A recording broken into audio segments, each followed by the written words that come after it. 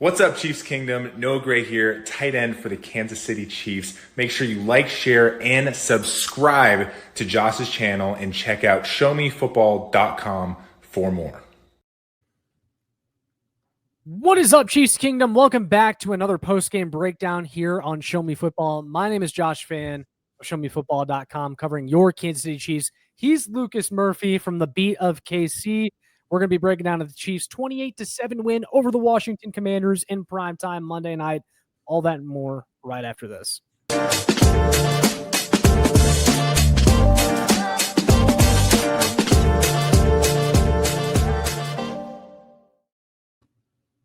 Ladies and gentlemen of the Chiefs Kingdom, like I said in the intro, welcome back in to another post-game breakdown here on Show Me Football. Before we get into this game, I do kindly want to ask you all to please like, share, and subscribe so more Chiefs fans can find this. Make sure you go ahead and hit that notification bell as well for future Chiefs content. It really helps me out. Without further ado, Lucas, let's get into things. Before we talk about this game, this big Chiefs win, this dominant win over the Washington Commanders, my first question for you is, how are you doing tonight? I'm doing good, man, especially after getting that win. I was, I'm not going to lie, I was on edge in that first half. I was trying to figure out what we were doing as a team. So I was sweating for sure, but now that we've made it past that, I feel really good. I got this World Series game going over here to my left. So the sports world for me is good. So I'm excited to be here. It's good to see the Kansas City Chiefs continue to stack W's in the win column. And like you said, Lucas, it was a little bit nerve-wracking at first. You know, they started out a little bit rough, ugly football game, turnovers from both teams, some uncharacteristic mistakes from the Kansas City Chiefs early on. And I said it on your channel, but I kind of got the vibe at first that the Chiefs looked at the opponent, and it was a team that has kind of fallen short of expectations so far this year, and they're down their starting quarterback in Jaden Daniels, and the Chiefs maybe thought they could just roll their helmet out there and win this game. They found out, you know, they're every team's Super Bowl. Still, they still get, as the Kansas City Chiefs, you have that target on your back every single game. You're getting everyone's A game, no matter who's on the field. The Chiefs figured out that quickly, but what was impressive to me was that they were able to flip the switch. And once they realized, okay, we need to try a little bit, they flipped that switch. They played an A game from there on, and they just crushed the Commanders. And they scored on almost every single drive in the second half until, you know, they eventually just put it on cruise control. But that's the most encouraging thing to me, Lucas, is this team is back to being able to flip that switch whenever they please. And another thing I'm really happy about is that Patrick Mahomes is back to routinely throwing for 300 yards and 3 touchdowns a game. Yeah, that was significant. You know, obviously that he had 2 blemishes. One was obviously not his fault. The other one, again, I don't know if it was ball placement, what the read really was there, what they were trying to accomplish. I don't know if they were trying to get pass interference, but Lattimore just played that ball really well. But outside of those 2 blemishes, I mean, he had a heck of a football game. Again, 3 touchdowns, like you said.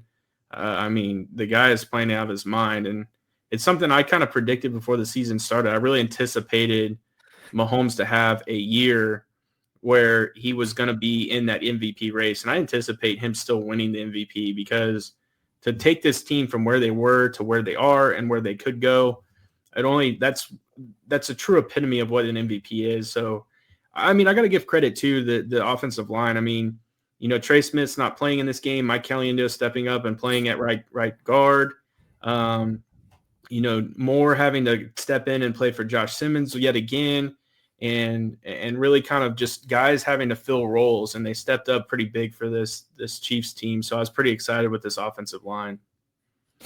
Yeah, no, I agree on all fronts. And just going back to what you said about the MVP award, like I still think Mahomes had an MVP level performance in this game and made some amazing throws. The no look, you know, crosser when the play was breaking down to Noah Gray, even he impressed Troy Aikman on that one. And Troy Aikman, we know, just hates the Kansas City Chiefs. Did you see the touchdown to Kelsey where it was very clearly a touchdown? He's like, I don't know, you know, Joe, he might have bobbled it. And it's like, what are you talking about? There was no bobble. Yeah. Just making stuff up. But no, I think Mahomes is still very much in this MVP race. And what sucks, Lucas, is that, you know, people are going to look at this, you know, the casuals are going to say, oh, 2 interceptions, you know, knock him down a peg or whatever. But real, people that were watching this game, real football enthusiasts, real ball knowers, they're going to look and say, okay, it wasn't his fault. Like, he's still playing at an MVP level, but it just is all about when they match the stat lines at the end of the year. And it's just unfortunate what that award has become, but that's my little mini rant for this post game. You talked about the offensive line. I'm going to talk about the running backs, because the running game, once again, I thought had a lot of success. Isaiah Pacheco, 12 carries for 58 yards. Kareem Hunt was ripping off some long runs tonight. I thought he turned back the clock, and I'm so happy they brought him back, not only this year, but last year as well, just to get him back in this organization, because he's just one of those guys. He's old, reliable. He understands how to play with Patrick Mahomes, even on the receiving touchdown, where he realized, okay, this play isn't going to go where it was originally set up, but I'm going to improvise, get open for my quarterback. He did that, and Mahomes was able to find him in the back of the end zone. That was a really good play. I really love what Kareem Hunt brings to this team in short yardage, in the red zone. And yeah, I'm just really glad the Chiefs are getting something out of their running back position, because that was one of those positions before where like they got to trade for someone. And would I still like to see them trade for someone? Sure. But it feels like defensive line is probably the more desperate area right now. And the Chiefs will probably stand pat at running back, but at least you're getting something out of your guys that you have. For sure. And obviously there's not an extreme amount of carries, but it's like the carries are starting to become effective and efficient. I think Pacheco was almost averaging 5 on the ground, if not a little over 5. Kareem Hunt was right there, about the same. I mean, when you're getting 5 yards per carry, I mean, that's a pretty significant showing. And you're kind of seeing those guys kind of get comfortable. I feel like that was a big – now that I'm kind of looking at it from a bigger picture, I think there's creating a more comfortability and an understanding of how the offensive line blocks. And you're starting to see Pacheco not necessarily get the full vision back, but he's starting to hit the holes with a little bit more aggressiveness, where at times it seems like that line collapses on him. Now it's like he's getting through the hole and he's getting to that second level, and he's able to kind of become a little shifty. Kareem Hunt is just a bulldozer. I mean, the dude would break through that initial line, and he was like almost headhunting a linebacker. And so you're really seeing this running back group take it to another level, if that makes sense. I think that's a fair way to classify it. Yeah, and it's like they're just kind of rejuvenating or getting that Energizer Bunny type of like mentality, where it's like we're just going to keep dueling off. And, we mentioned in our video, Brashard Smith, I mean, outside of if he didn't have that holding call, I mean, he would have been a solid contributor in the run game as well. So, great showing from this running back group for sure. Yeah, and I think the totality of what the Chiefs have been able to get out of their skill positions, from now to week one, or, from week one to now, just the improvement that they've seen, getting guys back and healthy, like they're able to do things that they weren't before. And I think that's also contributing to the confidence in this offense, but also Andy Reid to be more aggressive and go for it on fourth down. Go for it on fourth down when you're in the red zone. Like, I'm impressed, Lucas. Like, Andy Reid, he's kind of shed, the coward label a little bit here in the past couple of weeks, going for it where he typically doesn't. And most coaches in the league are going for that in those situations. And you're like, man, why doesn't Andy ever do that? Like, everyone else is doing it. Andy started to do it. And I kind of wonder if, some of the success that they've seen recently at the running back position, Kareem Hunt always able to get those yards. The receivers just having so many options, what you can do, that's allowed Andy to say, okay, yeah, we're going for it. But his aggression is paying off and has paid off the last couple of weeks in a really massive way.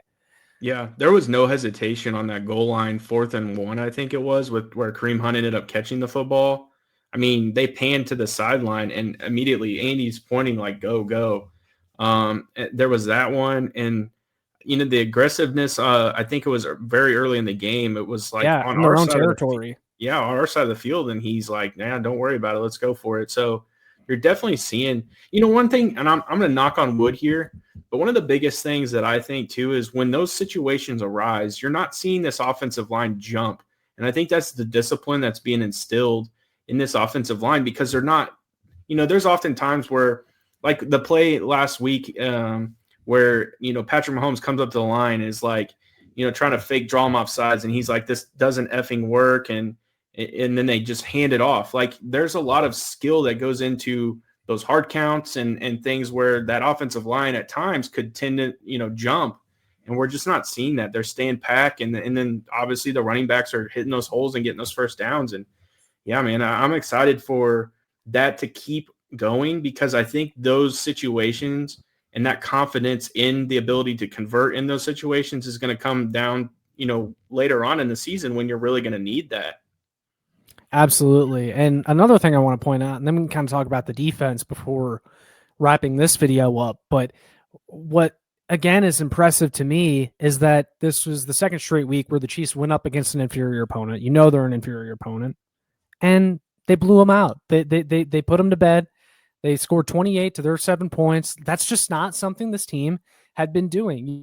This is a big development from, the days of struggling with the Carolina Panthers and the Tampa Bay Buccaneers at home, and just these grinded out games, ugly offense. We can't score more than 24, 25, but we're going to lean on our defense. Like, it's no more of that. Like, this offense is back to scoring at will. And this is the second straight week and the third time this season, really, because you can include the Ravens as well, where they're like, yeah, we're better than you, and we're going to score points, and there's just nothing you can do about it.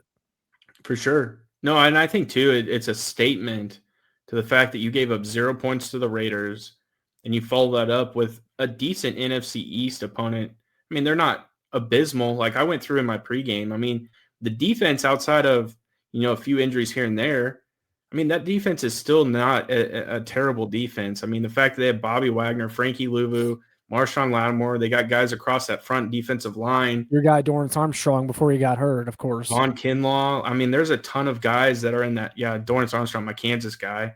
There's just a lot that was still a valid opponent, and it's not like facing the Raiders. And I really thought like they were going to be a good challenge. One of the things too, like Laramie Tunsil kept trying to go out there and play, and obviously in the second half he came out in street clothes and didn't play, but they plugged in a left tackle that played, not abysmal. So they have guys that are good. And so the fact that this team defensively specifically held a Raiders team to 0 and then turn around and held the Commanders to 7 just speaks to how the game plan is working, how they're playing. And I mean, we're seeing this defense. They still have that bend but don't break mentality. Like the fact that the Washington Commanders were driving early, and then in the first quarter, really in the first half, they had 2 turnovers on downs. They forced, granted the interception of Debo was all on Debo's fault, but the fact that Dana was athletic enough to catch that ball, I mean, they're making plays when it matters, and that's really what wins you football games. Yeah, and I mean, it was almost a perfect defensive performance. They, of course, there was a couple times where they should have sacked Mariota towards the end of the first half and weren't quite able to get him down.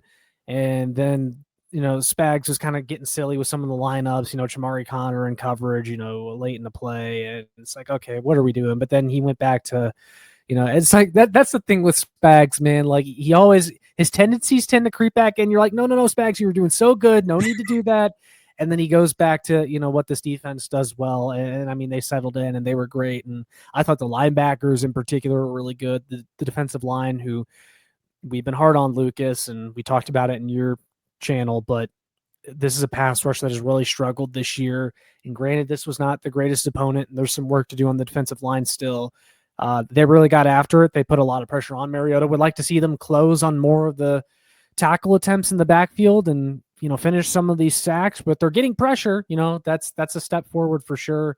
And hell, even the secondary, I thought, was really flying around tonight. Jaden Hicks made one of the most impressive open field tackles I've seen in a while. Jalen Watson nearly was able to get an interception on a wide receiver screen because he read the play like a book. I mean, Spags has these guys damn near firing on all cylinders right now. Yeah, I mean, Roland Wallace almost had that interception off of that. I said it was almost like a zero blitz, but I do believe there was a few guys back in coverage. I think they had 2 high zone or 2 high safeties.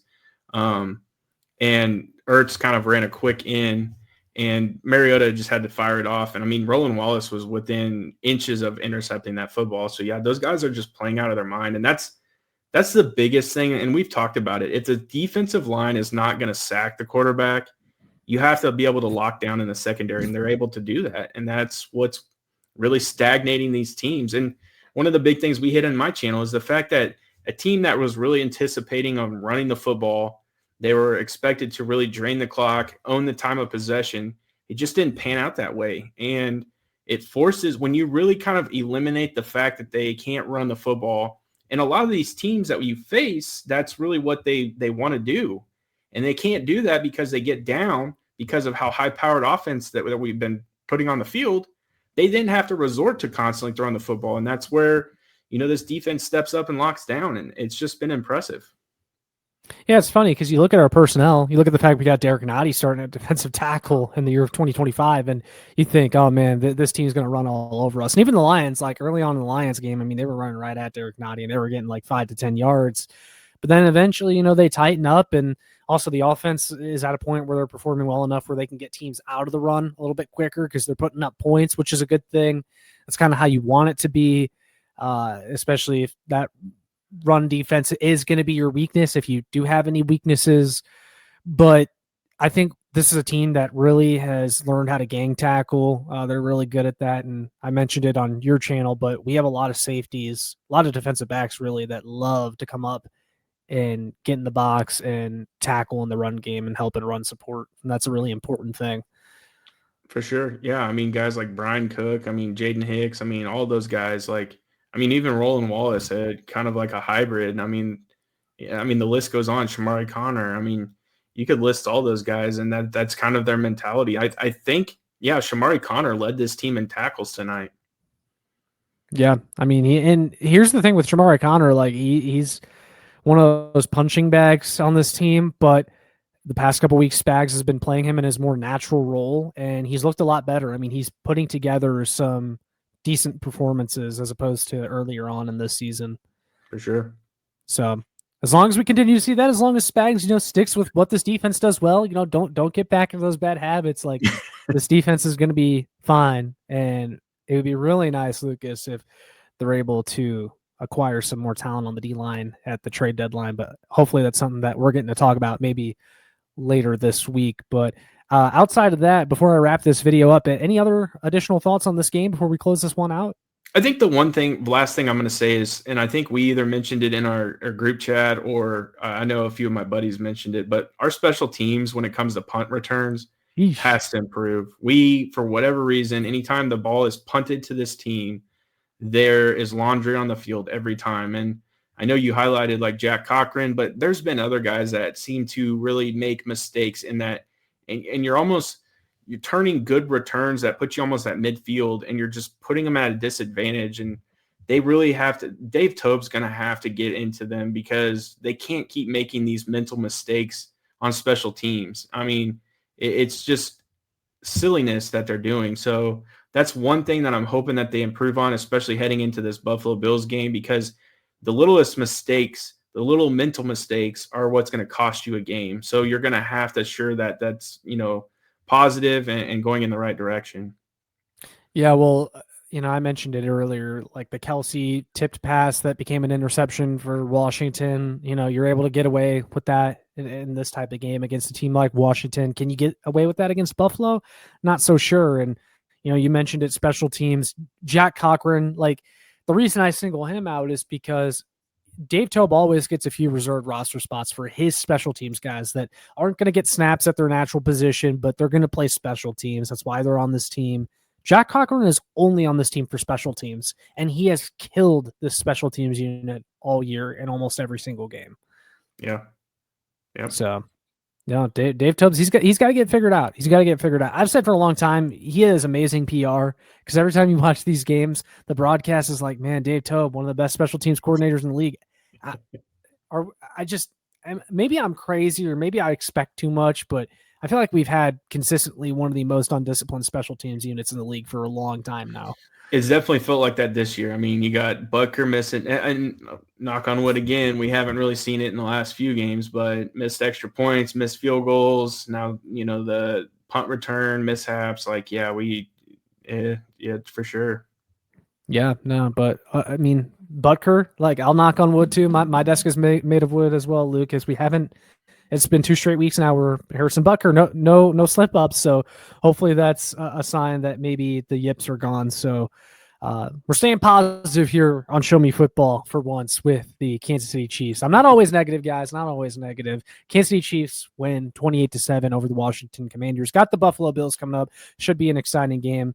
But with all that being said, folks, we're going to go ahead and wrap up this episode. So make sure you like, share, and subscribe one more time so more Chiefs fans can find this. Check out my work on showmefootball.com.